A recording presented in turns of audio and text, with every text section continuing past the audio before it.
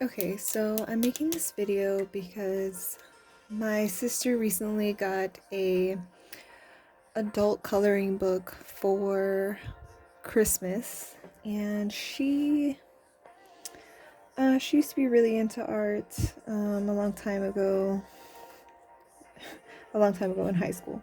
It wasn't that long ago, but anyway, she got this adult coloring book for Christmas. She kind of got out of the whole art thing. Maybe because she's like, oh well, my sister does it, like I don't really know why. And now that she has kids, wow, I'm gonna trace terribly, but whatever. Um, Now she has kids, she has to like do more arts and crafts and things like that. And I guess an adult coloring book helps her, I guess, calm down or whatever. Apologize for the ones that are like traced terribly on here. But oh well. So anyway, I wanted to help her out by making this video because she's having a little bit of trouble with her shading as far as her new Prisma colors. She's got a set of Prisma colors as well that she got from, can I say that? From Target. Hopefully I don't get in trouble for mentioning Target. Or maybe one day, maybe Target will sponsor me. Anyway, she got these Prismas from Target. And she's just having trouble blending. The coloring page that she's on right now has a bunch of circles, so that's the reason why the circles. Not really sure why it has a shit ton of circles, but it does. Sorry for my light profanity. Okay, so this should be like good enough. So I'm gonna use a basic set of Prismacolors that I have that I use all the time, and we're just gonna go with like basically the primary colors. I only have like a few different blues, two purples, and a few different greens. The set that she has is the bigger set. It's the like this set. It has the 24 colors. So you can do a lot more with these sets since you have more to work with as far as different shades that you don't have to create yourself. Instead, you know, it's more of like all the colors are there for you. But we're gonna use a basic set because I want to show you what you can do with just the basic colors. So what her situation is, as far as what she has on her paper, is a very like kind of put together or more choppier rainbow, I guess. So it's kind of like this is what she sent me a photo earlier, and I was like, oh okay, that's what's going on. So she says she's having trouble with the blending, like I said. So her lines kind of like just meet each other. So I'm going to color it like that first, and then we're going to move on from there. So you guys can see more or less like what you can do, even if you have already, I guess, messed up, but I don't really see it as being messed up. It's just your skills haven't developed yet. I'm going to show you with the darker blue.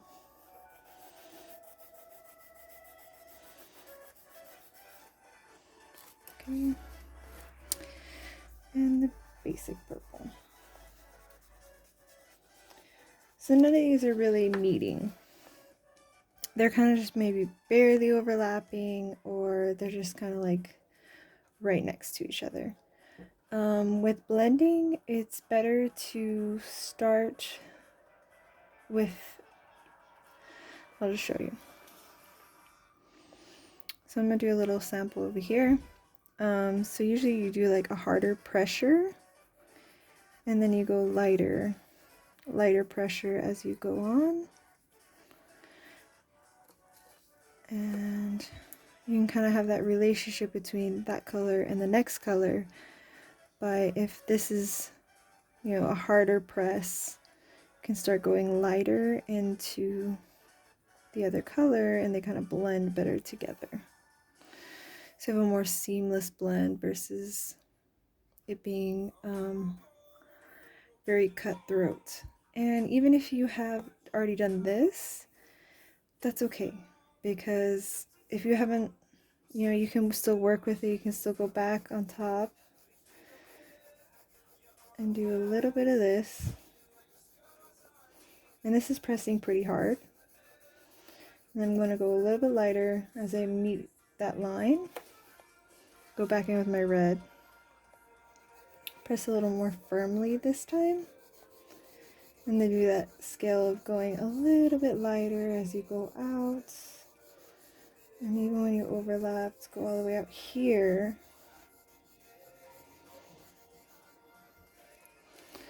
And then you can take your yellow and really blend back in almost all the way up, because yellow and red makes the orange tone, so you have even more tones if you add that yellow on top of your orangey color.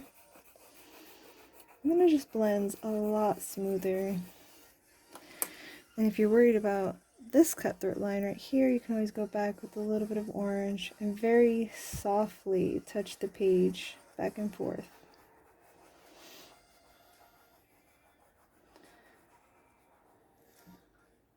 So that's what you can do to make it more blended. Now, if you wanted to leave more of that cutthroat looking blending, non-blending thing that's happening here, that's fine, because you can always fix your bubbles and just use this as a base.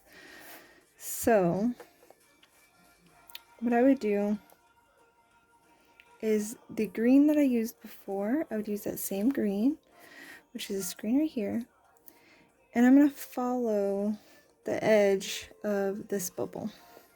I'll show you what I mean.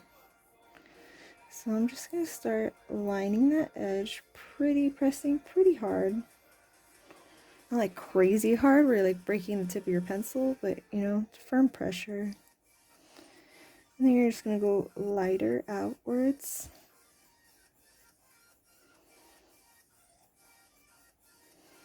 Right?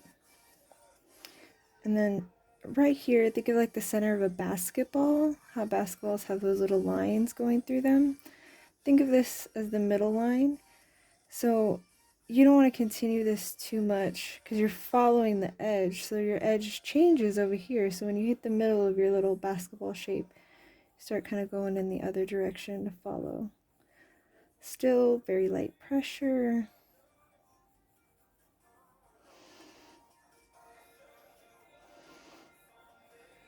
Okay. You can do the same thing here. Harder pressure to lighter. Make sure you switch sides. All right. And if you want to stay in that same scale, you can do the same thing with the blue. And I'll show you what else I'm going to do there in a minute, but it's the same for the blue one.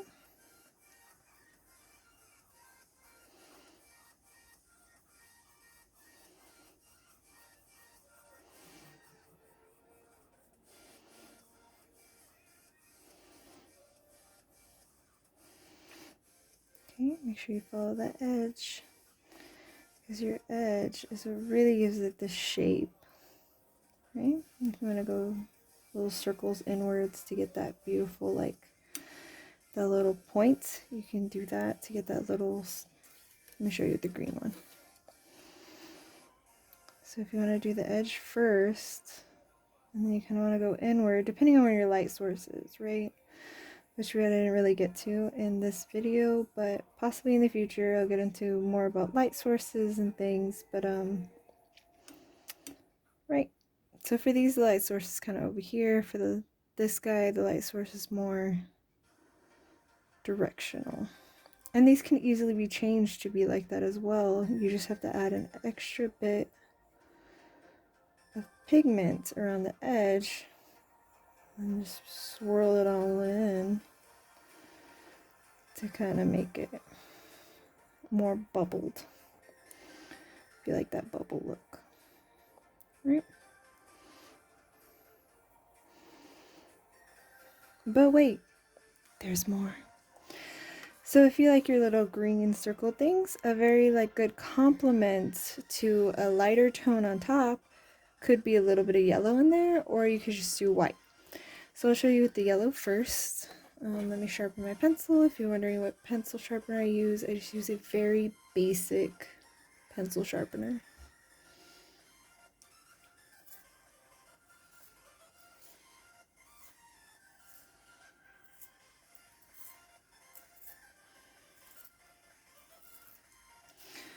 Shout out to Spotify for having a playlist of non-copyright songs. Okay, so this guy I'm going to use the yellow, this guy I'm going to use white. So for this guy, you can do the same thing. You just repeat your steps from before. Do a little kind of harder press to a lighter press, going inwards towards the center.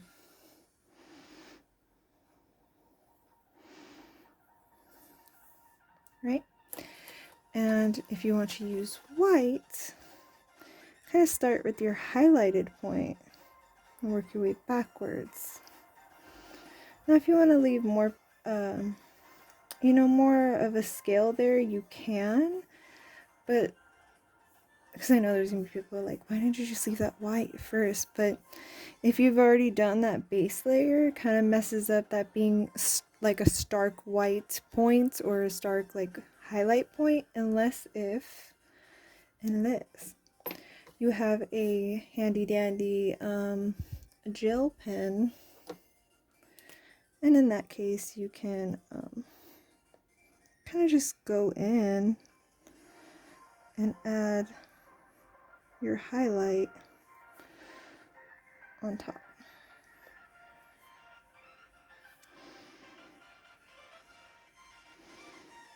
To give it that extra point. Alright, so gel pen's your friend for highlights after things. So as far as these, even if it's super shaded on top, or I should say on the bottom of the base layer, and you don't have it very choppy, that's okay. You can still do the same concept on these and make it blend very smoothly. So even after you get like a nice gradation, you can go back, add a little bit of red, depending on what you really want to do with your piece and how you want them to pop. If you're going for like a rainbow thing, like you just keep going for it. So you can go red.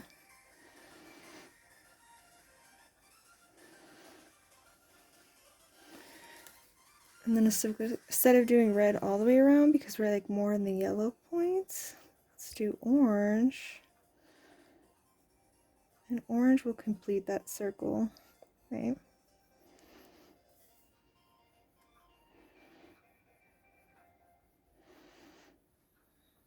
I spiral in.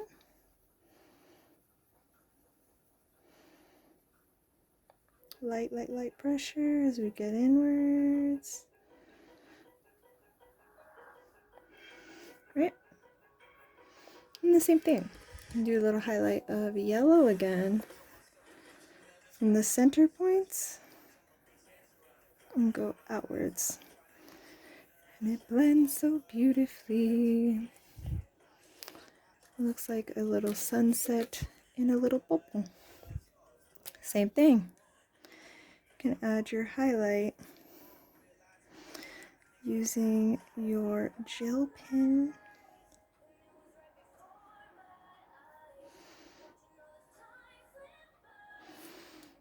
I have like more of a little bubble.